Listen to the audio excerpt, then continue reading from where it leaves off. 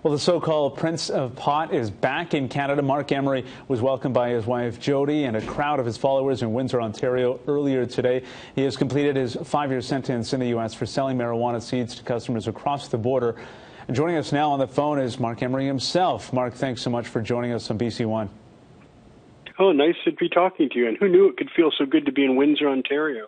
Yeah, you're a free man now, back in Canada. When will you be back in BC, and what is your first order of business? Well, I'll be in Ontario, because where my family's from, seeing my brother, sister, and their children. And then we're back in Vancouver Sunday around 10 o'clock, and I'll be in Victory Square with my wife, Jody, meeting people, having some food, and a generally fun, pleasant afternoon at Victory Park all Sunday. And then Monday, I hope to get to work at the store. Yeah, like old times. What are your plans moving forward? Well, we will be going to Spain and speaking there in San Sebastian, Spain, and then taking 5 days to go along the Pyrenees to Barcelona. And then we're speaking at 4 universities in Ireland the following week. And we'll also be talking in October in Prague and Vienna, and then in November in Amsterdam. And then in addition to all that, working the store, traveling to Canada when we can, and speaking there, and then building up to next year's election. It's all going to be oriented towards building up to next year's election, where we're going to urge people to get out and vote for the Liberal Party of Canada in numbers that have never been demonstrated before, to show our clout and to show our seriousness and commitment to the issue.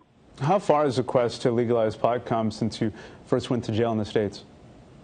Well, it's gone tremendously well in the United States. There's a state senator or state representative in every state legislature trying to get a legalization bill introduced in those states individually, and then there's dozens of Congress people willing to put their name on a legalization bill, or at least a medical marijuana bill. There's Alaska, Oregon, and Washington, D.C. have it on the ballot this November, and it's expected to pass in all jurisdictions. And Florida will be one of the very largest populated states to go medical marijuana in November on the ballot also. So there's tremendous opportunity happening in the United States, and it's going to have repercussions around the world, and including Canada. Yeah, that's a good point. So do you regret your actions that landed you in jail? Couldn't you have legally done more for your campaign? Well, I did everything legally possible. I supported political candidates and I supported political parties, but they disappointed me, and they always have disappointed Canadians. This issue has gone on for 45 years. 2 million Canadians have been arrested. There's far too many people going to prison, and we've listened to politicians, and that's been inadequate. So I had to explore civil disobedience, and I think that was overall more effective. But now, in this more modern era, we can go with the democratic process, because I think it will be responsive in the next election. Your wife, Jody, looks to be making the jump to federal politics. How hard will it be for Liberal Party supporters to accept the wife of the Prince of Pot?